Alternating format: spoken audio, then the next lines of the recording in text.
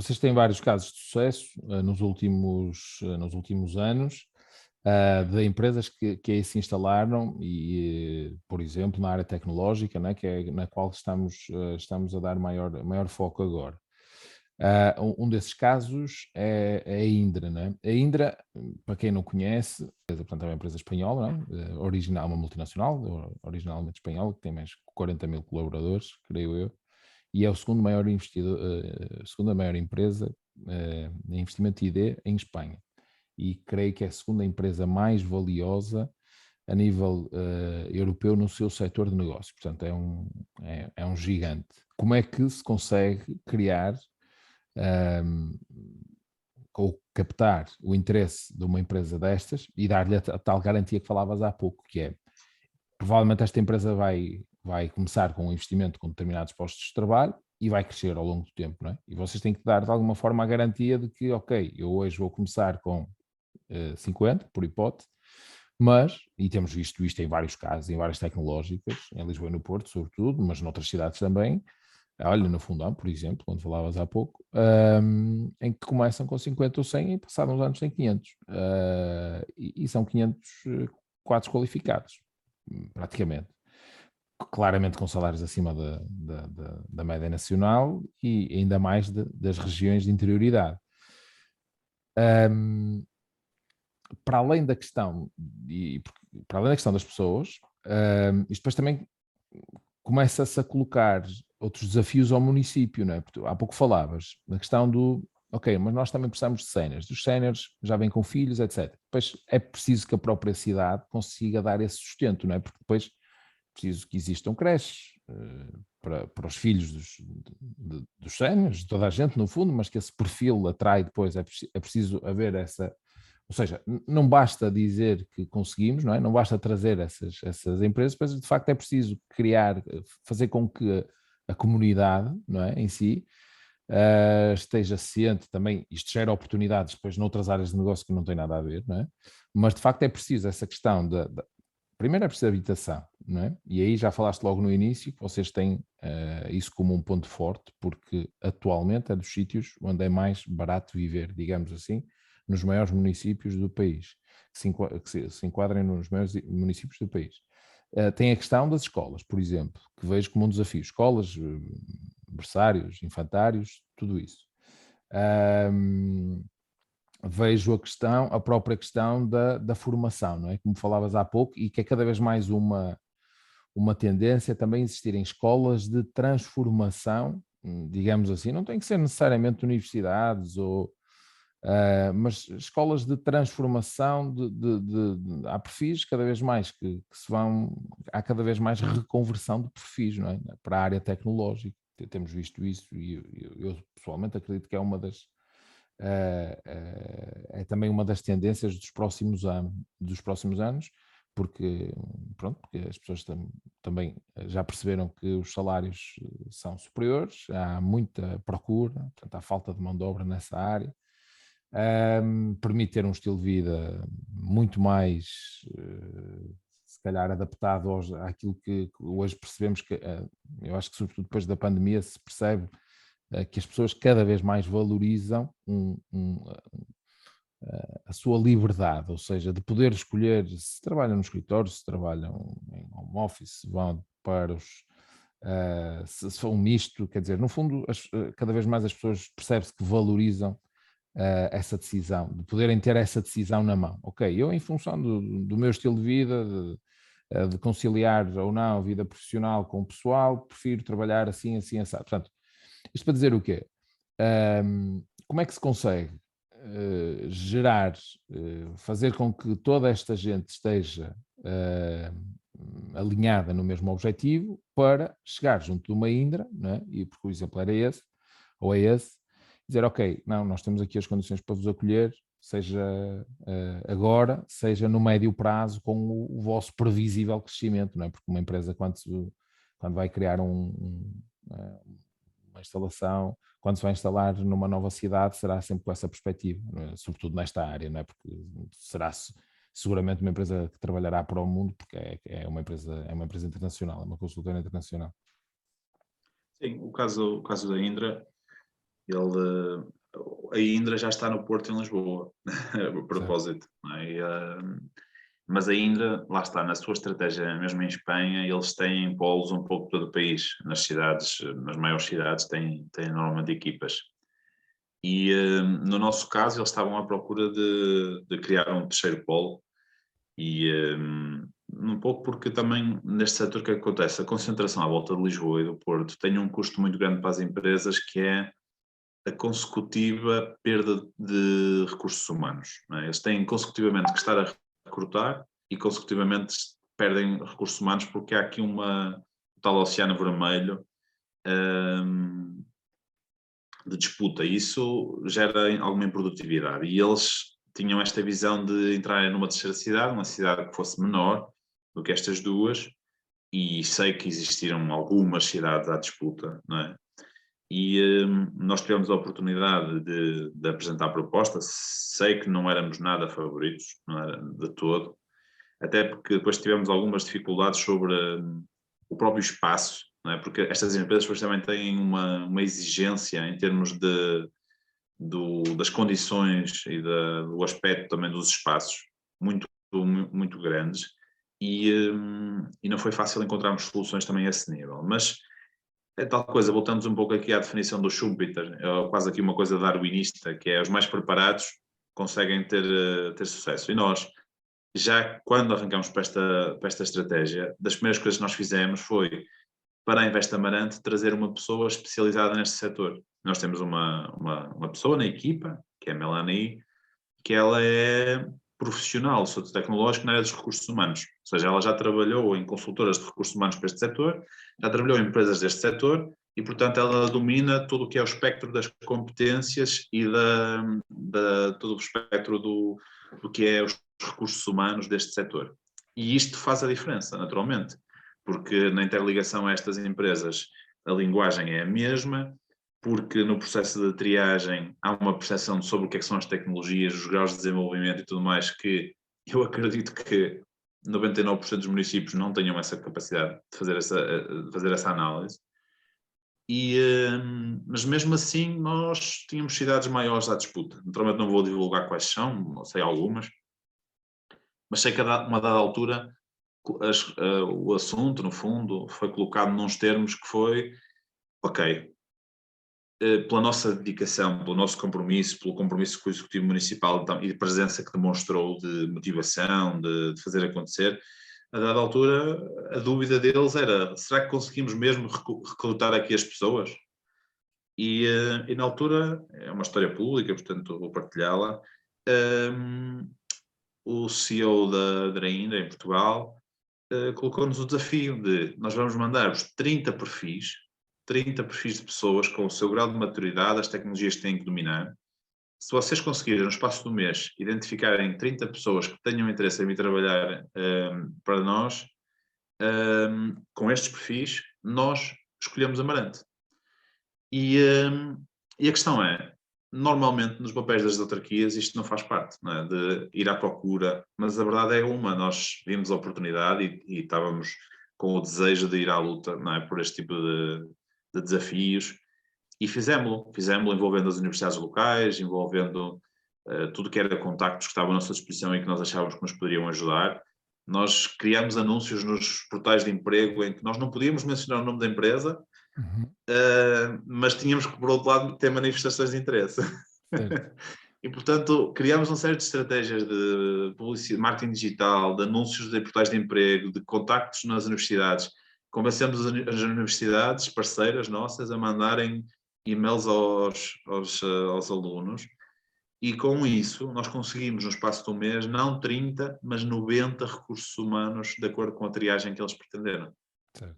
E claro, quando nós chegamos à reunião de ponto de situação a meio destes 30 dias, porque eles tinham pressa para tomar decisões, nós já levávamos 60.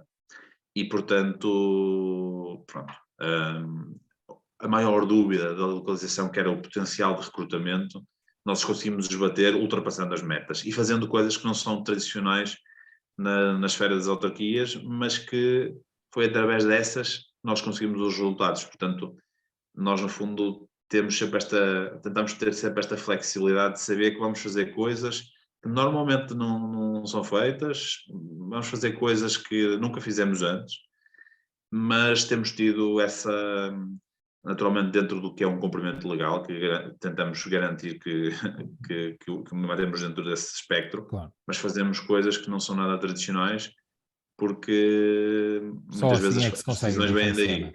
Sim. É. Ou seja, no fundo é através da competência, da especialização, que muitos outros... Bem, isto aqui, e falando em bom português, e no fundo dizias há pouco, quer dizer, vocês identificam perfis para a vossa equipa, e que eu acredito que não é fácil na administração pública local. Não é fácil, se calhar culturalmente devia ser bastante mais fácil, devia ser assim que funcionava, ou seja, vocês no fundo identificam perfis, em função da vossa estratégia, definem uma estratégia, não é? Para promover a economia local, para expandir a economia local. E depois, naturalmente, precisam de uma equipa capaz para o conseguir fazer. E, portanto, a estrutura-se, começa-se a casa pela base.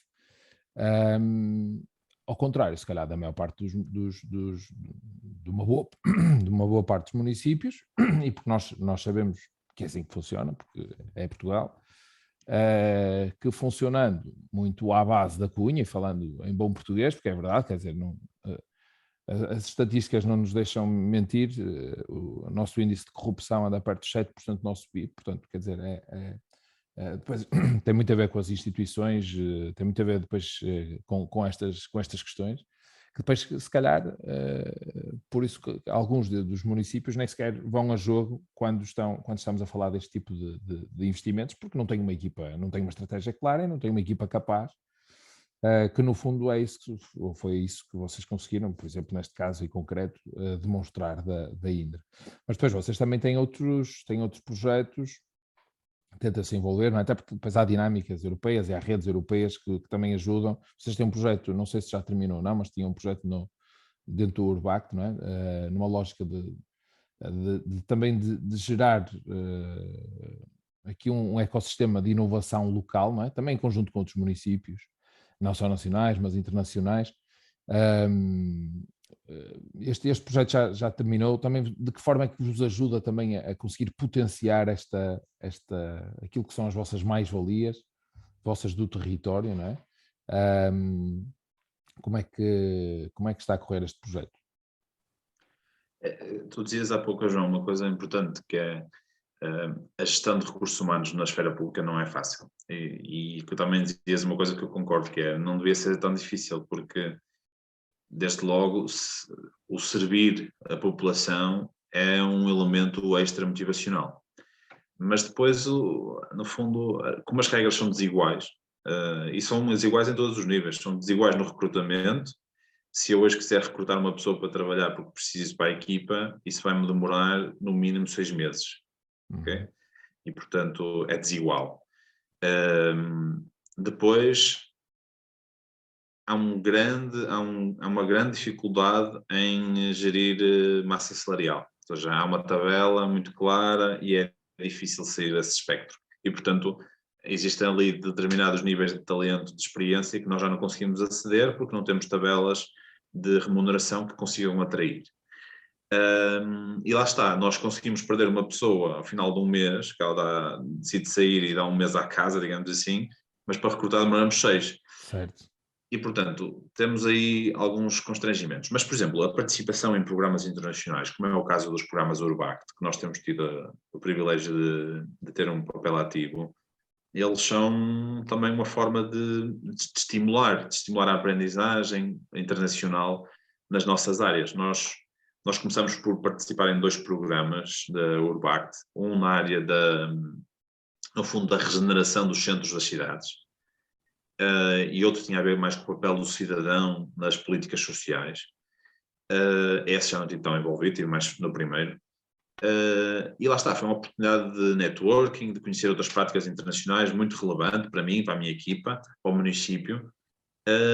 Mas isto tornou-se tudo muito mais interessante no momento em que nós já tínhamos algum know-how, alguma experiência, já estávamos ali ao final do seu segundo ano e meio, terceiro ano de atividade, já Quer dizer, nós começamos, tínhamos um computador sem nenhuma página, porque criamos uma equipa nova, não é? Uhum. Mas, entretanto, já temos estruturas, temos documentos, temos processos, temos histórico. E quando nós tínhamos isto mais arrumado, nós usamos sermos nós a criar um projeto europeu. Então, decidimos criar um projeto que, no fundo, ajudasse-nos a nós e ajudasse as cidades que também se envolvessem a criarem estratégias de desenvolvimento económico diferenciadoras. E o conceito do projeto iPlace é um bocadinho este. O nome até é iPlace Finding Niches for Economic Development. Em que, no fundo, nós criamos uma rede em que nós fomos buscar cidades que tinham o mesmo perfil de desafio. Eram cidades de pequena dimensão europeia, ou seja, todas elas com menos de 100 mil habitantes. Este era o critério de ponto de partida, para termos um denominador comum, mas depois fomos tentar encontrar as mais qualificadas. E, portanto, fomos às redes das cidades que eram cidades criativas da Unesco, fomos perguntar às agências da promoção do investimento de diferentes países que cidades na área do desenvolvimento económico é que eram referência no seu país, e depois também a própria rede Urbacto, o networking que nós já tínhamos, né? E conseguimos criar um consórcio, tínhamos uma ideia, criamos um consórcio, fizemos a candidatura e tivemos a felicidade da candidatura ser aprovada.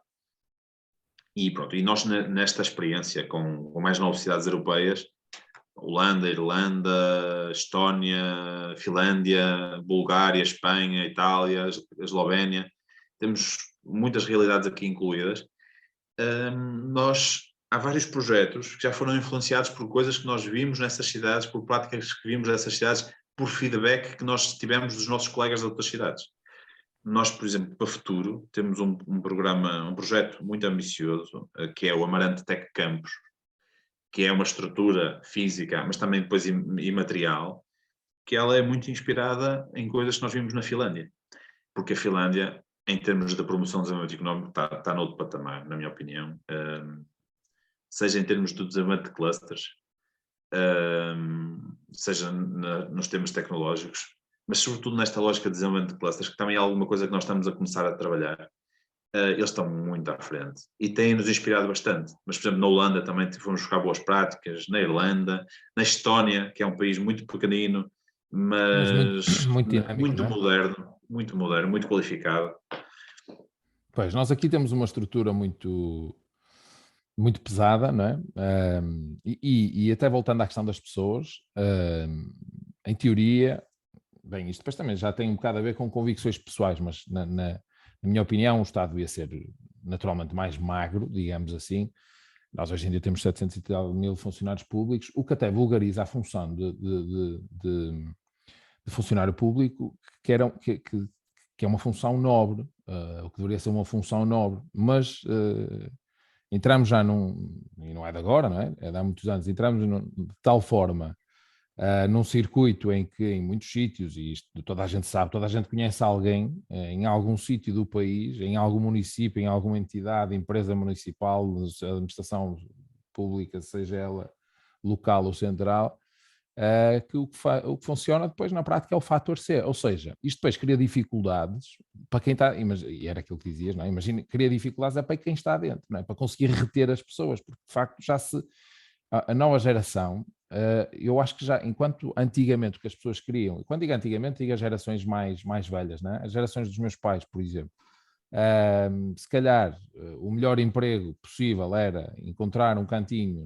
de função pública e era aquilo a vida toda, não é? Porque a partir do momento que se entra é aquilo a vida toda. Aquilo a vida toda no sentido de é um emprego perfeitamente seguro e estável.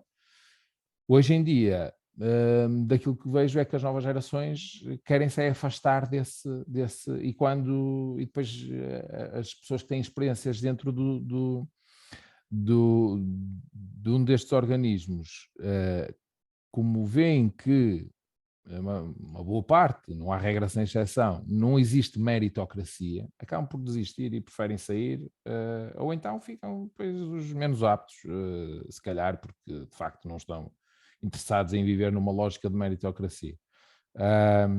E portanto, isto para chegar aonde é seguramente um desafio para vocês, não é? Neste caso. Não me admira que estejamos atrasados face a outros países. Aliás, acho que o que se está a fazer agora por exemplo, com a questão dos PRRs, das agendas mobilizadoras, é algo interessante, dentro daquilo que estavas a dizer, da questão dos clusters, porque os clusters são fundamentais, não é, para o desenvolvimento económico de um país. E eu ainda, num dos últimos episódios, falava com o Olivier do Inesctec sobre isso. E ele próprio dizia isso, que a questão dos clusters é fundamental. Eu acho que nós só estamos a dar importância aos clusters em 2021. Em 2021, se bem que já começaram algumas iniciativas há alguns anos atrás, mas isto já devia ter sido, provavelmente, quando encomendamos aquele estudo na altura do Cavaco Silva ao Porter, exatamente, há 20 ou 30 anos atrás, 30 talvez, 90. 30 anos, quase.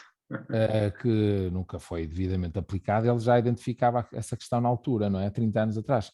Como não a aplicamos, se a tivéssemos aplicado há 30 anos atrás, provavelmente hoje em dia já estávamos a viver de uma economia muito mais próspera, não é? Do ponto de vista de desenvolvimento económico, depois tem impacto em tudo, não é? No social, etc. Acho que só estamos a fazer o que devemos ter feito há 30 anos atrás e que tínhamos fundos comunitários para o efeito. Já o devíamos ter feito e não o fizemos. Estamos a fazer agora em contexto excepcional. Continuamos a ter fundos comunitários, o que é um mau sinal, não é? Também é preciso que as pessoas percebam isso. O facto de nós, porque em teoria, nós já devíamos ter os nossos. Isto não se aplica à bazuca ou ao PRR, não é? Porque é uma questão excepcional, tem a ver com o Covid e, portanto, é uma forma de fazer chegar, de injetar dinheiro na economia por parte da União Europeia. Mas os fundos estruturais, os Portugal 2020, agora o próximo 2030, etc., em bom rigor, seria bom nós já não precisarmos disso para podermos estimular e termos uma economia próspera. Mas precisamos, infelizmente, porque se calhar não colocámos em prática essa estratégia há 30 anos atrás. Até tinha uma ideia, João, que era fazermos um museu para pormos aquelas plaquinhas todas na União Europeia, históricas, não é? Mas era sinal que nós tínhamos conseguido deixar de ser beneficiários dos fundos europeus, não é? Sim. Esse é que era o sonho, era criar o museu do fundo comunitário, Exato. porque nós deixaríamos de precisar, não é? Mas Exato. pronto, é como tu dizes, que é o próprio... já devíamos ter deixado, não estamos nesse caso, de longe. E que é o próprio objetivo dos fundos comunitários, não é? São fundos de convergência em que os países entram na União Europeia durante determinados anos, até convergirem com a média da União Europeia, não é? E que na altura a qual nós entramos, portanto, digamos que a fasquia era mais elevada, porque era composta pelos países mais ricos. Agora não é? Agora cada vez nos últimos, não é? Nós entramos em 86, entretanto já passaram 35 anos e nós, em vez de estarmos a convergir, continuamos a divergir da média europeia, sabendo que a média agora é mais baixa na medida em que os últimos países a entrar são os países, sobretudo bálticos, não é? A Estónia, como falava, são países que viveram portanto, ditaduras até bastante mais tarde, países bastante mais atrasados, mais pobres. E então nós andamos sempre atrás, parece que a chover no molhado, como se costuma dizer, sempre com o mesmo discurso do agora é que é, este é o próximo quadro comunitário, é que é, e é daqui que vamos conseguir potenciar o país, mas na prática já ouvimos isto desde sempre. Eu, pelo menos, e ainda mais trabalho na área, ouço isto desde sempre. Também não acredito que seja agora, embora esta questão das agendas mobilizadoras são uma ideia que vão ao encontro da questão dos clusters, que de facto nos podiam colocar aqui um pouquinho fora desta dinâmica. Uma outra questão que te queria colocar, até porque foi um dos últimos, isto até também para falarmos de situações em concreto, não é? Um dos últimos investimentos que foi público, aí portanto, que o município da Amarante anunciou recentemente, foi uma multinacional suíça, da Fisher Connectors. Este investimento isto já em período pandémico, não é? Porque ainda estamos nele. Como é que, mais uma vez, quer dizer, isto comprova, isto é um setor que vocês não têm propriamente um track record, certo? Ou seja, existe alguma estratégia para este setor?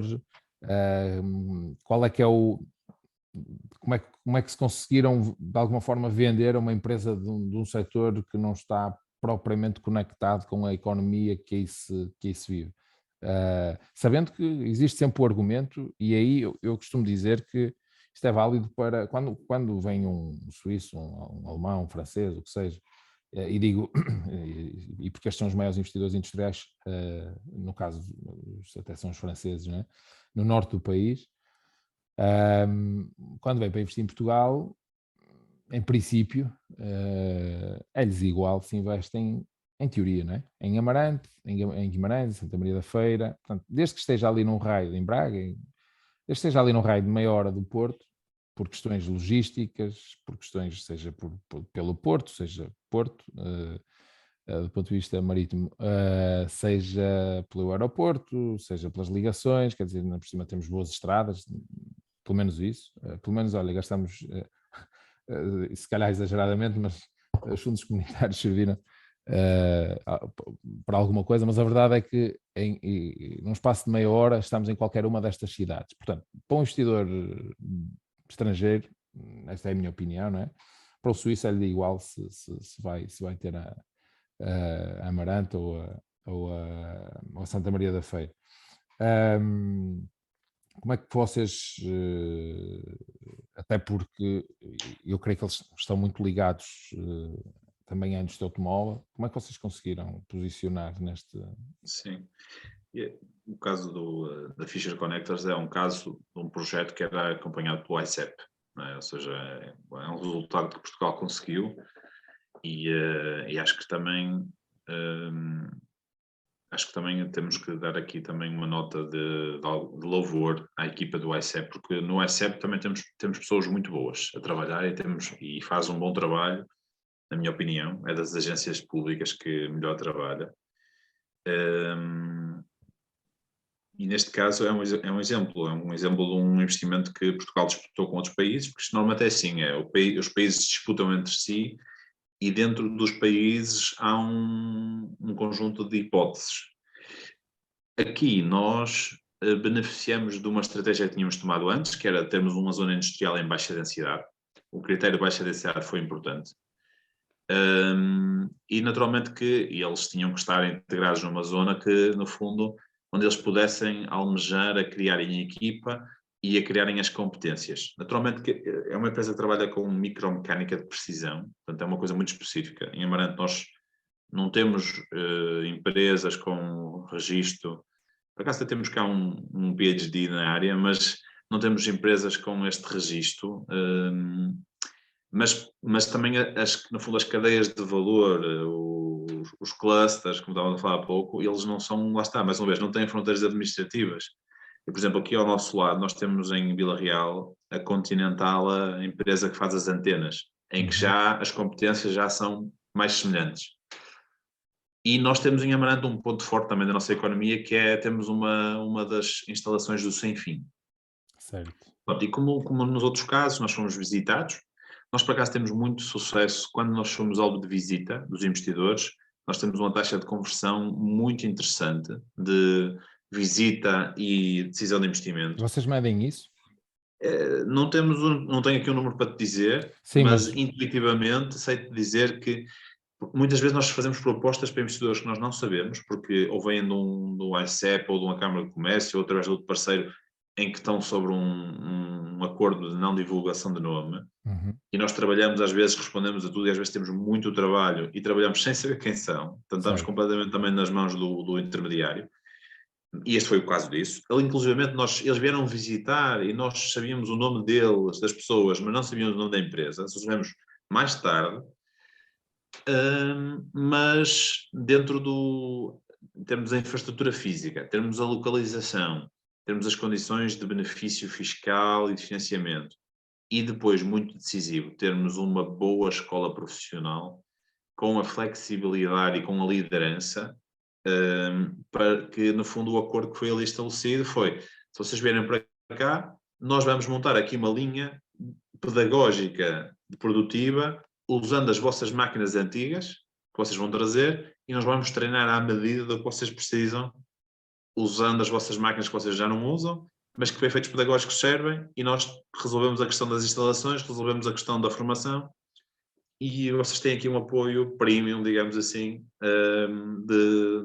no fundo, ou reconversão profissional ou de capacitação profissional. Eu acho que as infraestruturas foram muito importantes, a percepção de comprometimento político foi muito importante, a capacidade técnica de dar resposta foi muito importante, mas eu acho que a questão dos recursos humanos foi decisiva. E, nomeadamente aqui, o Sem Fim é uma escola ótima que Portugal tem, nós temos cá uma delegação, e temos uma delegação que tem hoje um líder que tem sido excepcional nestes casos. Também lá está, podia-se remeter às suas funções de organizar as turmas e organizar os cursos e já está, mas não é nada desse o perfil. Nós temos, é o José Silveira, se ele ouvir também fica aqui o meu abraço, que tem sido uma pessoa inexcedível em ser um parceiro desta estratégia coletiva aqui do território de Amarante de desenvolver a economia. Certo. E beneficiamos muito disso. Sim. Ou seja, no fundo também é importante, ou é fundamental mesmo, trabalhar em rede, não é? Portanto, criar uma rede, não podem trabalhar sozinhos, em toda a lógica, não é? Desde a captação de negócio, entre aspas, e chamando negócio, no sentido de captação de investidores, a depois estarem junto como dizias, centros tecnológicos, neste caso, as universidades, como falaste há pouco, as escolas superiores, portanto, conseguir ter essa rede, no fundo, toda a cooperar para o mesmo, que é algo que, por um lado, nem sempre se vê, não é? Ou não se vê em todos os territórios, e por outro lado, creio que estamos melhor, mas esta é uma questão, e é a última questão que te lanço. Faça aquilo que conhecias, e porque tem havido uma evolução clara dentro deste ecossistema, chamemos-lhe assim, de inovação dos últimos 10 anos, tem havido, eu sinto que tem havido uma melhoria. Sentes que nesse caso, no vosso caso, tem havido também uma maior abertura das instituições para falarem umas com as outras, porque no fundo o objetivo é comum, não é? O do desenvolvimento económico, neste caso, neste contexto estamos a falar do território de Amarante, não é? Portanto, e territórios limítrofes.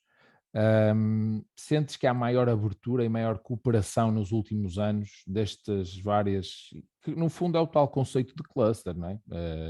Portanto, partindo do pressuposto que estamos aqui a falar de determinadas áreas que dentro de si depois tem vários organismos que estão a cooperar para alguém comum. Sentes que tem havido melhorias nos últimos anos neste sentido? E que isso, de alguma forma, contribui decisivamente para os casos de sucesso que estamos a falar. Eu gostava de dar uma resposta positiva, mas tenho algumas dúvidas, não é? Ou seja, as organizações, elas dependem muito das suas lideranças. E mudanças de liderança mudam completamente as organizações, no tempo suficiente, claro, mas nós temos cá em Amarante vários casos em que, além de nós próprios temos melhorado ao longo dos anos a nossa performance enquanto estrutura, o município para a economia tem melhorado ano após ano, também temos cá estruturas que têm melhorado e têm sido cada vez melhores parceiros, mas não são todas. E também fora aqui do Esfera de Amarante, na região, no país, também temos cá casos em que nós vemos melhorias, casos em que de repente vemos a coisa a piorar, porque depende do ciclo de liderança que as organizações estão. E depois também depende da percepção que têm sobre nós. Nós temos vários contactos que eu costumava brincar a dizer, chegava a uma reunião e por dizer que vinha da Amarante, eu já entrava a perder 1-0. Certo. Porque já havia a percepção de que nós éramos do campo, ou éramos do interior, e Amarante nem é tanto interior, mas nós já estávamos a perder 1-0, já achavam que iam falar com pessoas que não eram qualificadas. Então, o início da reunião era só deixar as pessoas falarem e depois, quando tivéssemos a oportunidade, era quase fazer o contra-ataque. E empatar o jogo. E depois é que a reunião começava. Sim. Porque, efetivamente, havia logo um preconceito. Mas, claro, à medida que a nossa história é diferente, as pessoas vão ouvindo falar deste sucesso, daquele resultado, daquela coisa diferenciadora, a percepção que têm sobre nós é diferente e a nossa capacidade de diálogo e de colaboração com elas também é diferente. E depois entra a esfera também das relações pessoais que se criam e, claro, são decisivas. Portanto, eu vejo coisas boas a acontecer. Não sei dizer se há uma predominância de coisas boas, das coisas irem no bom sentido, mas no nosso caso da Amarante não vou queixar, porque acho que realmente têm acontecido coisas boas. Mas a nível nacional não estou seguro que seja isso, que seja essa a realidade. Certo, certo. Sim, isto extrapolando para uma realidade mais nacional, seguramente é diferente. Agora, no vosso caso, e eu vou acompanhando o vosso trabalho, como sabes, acho que acho não, tenho a certeza, há um trabalho meritório, de conseguir vender um território com uma série de maiores valias, outras menores valias, mas em comparação, e quando comparamos com alguns territórios que do ponto de vista, como falávamos, que têm outras características intrínsecas, que são, no caso das tecnológicas, por exemplo, procuram perfis qualificados, não faltam municípios com universidades de relevo que formam pessoas desta área, que depois não têm um trabalho, que não conseguem reter as pessoas, portanto, e que se calhar algumas, vocês conseguem captar algumas dessas pessoas, e quem digo vocês, digo outros territórios também, portanto, não tenho dúvidas que o trabalho que vocês fazem mais uma vez, é mais com menos, portanto, ou seja, precisam de trabalhar, como dizias, portanto, precisam de ser mais capazes que os outros para conseguir, quando estão a disputar, e porque é mesmo assim, porque existe esse mercado, entre aspas, quando estão a disputar um investimento, conseguem levar a melhor do que muitas vezes outros municípios que têm outros argumentos, que têm outras ferramentas, e portanto, no fundo, quando vocês conseguem ganhar, significa que o vosso trabalho é claramente mais meritório do que essas outras regiões. Portanto, acaba a conversa por dar os parabéns a ti e a toda a tua equipa pelo trabalho que vocês têm feito, que é de facto muito bom, e tivemos a oportunidade de no início falar, é transversal a várias áreas, não nos estamos aqui a focar numa área em específico, não é? Portanto, ou seja, o trabalho de desenvolvimento económico foi, ou tem vindo a ser, como pudeste exemplificar vários casos, a nível tecnológico e a nível de turismo. Portanto, ou seja, vocês criaram uma equipa com uma estratégia clara, a especializarem-se em vários setores, a ter diferentes estratégias e modos de atuação para os diferentes setores, portanto, o que mostra, lá está, que existe a tal estratégia, não é? De médio e longo prazo, que as coisas não se conseguem de um momento para o outro, como destem alguns exemplos de contactos de 2, 3 anos perdidos, entre aspas, há 2, 3 anos que de repente se reativam, e portanto isso só prova que de facto é um trabalho bem estruturado e que isso faz a diferença, independentemente de, e como dizias há pouco, partindo muitas vezes o jogo portanto, a perder, e portanto dando a volta ao resultado com argumentos, que é um trabalho que muitos outros locais não conseguem colocar em prática. Portanto, mais uma vez, parabéns pelo vosso trabalho, e agradeço-te mais uma vez a disponibilidade para poderes ter partilhado.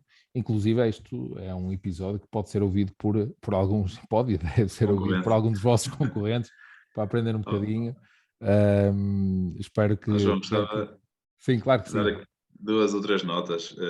Primeiro, os concorrentes da Invest Amarante, os concorrentes do município de Amarante, não são aqueles que fazem o trabalho de promoção de desenvolvimento económico bem, são os que fazem mal. Porque se toda a região norte fizesse um bom trabalho de promoção de desenvolvimento económico, nós não precisaríamos de fazer, porque íamos beneficiar desse dinamismo económico por si só. Certo. E, portanto, a nossa concorrência são os que não fazem ou os que fazem mal e que descredibilizam. Portanto, a partilha, eu naturalmente que há informações que são sigilosas e que não posso partilhar, mas a partilha do conhecimento, essa sim. Até porque quando nós começamos, a primeira coisa que fizemos foi bater à porta de quem já estava no terreno.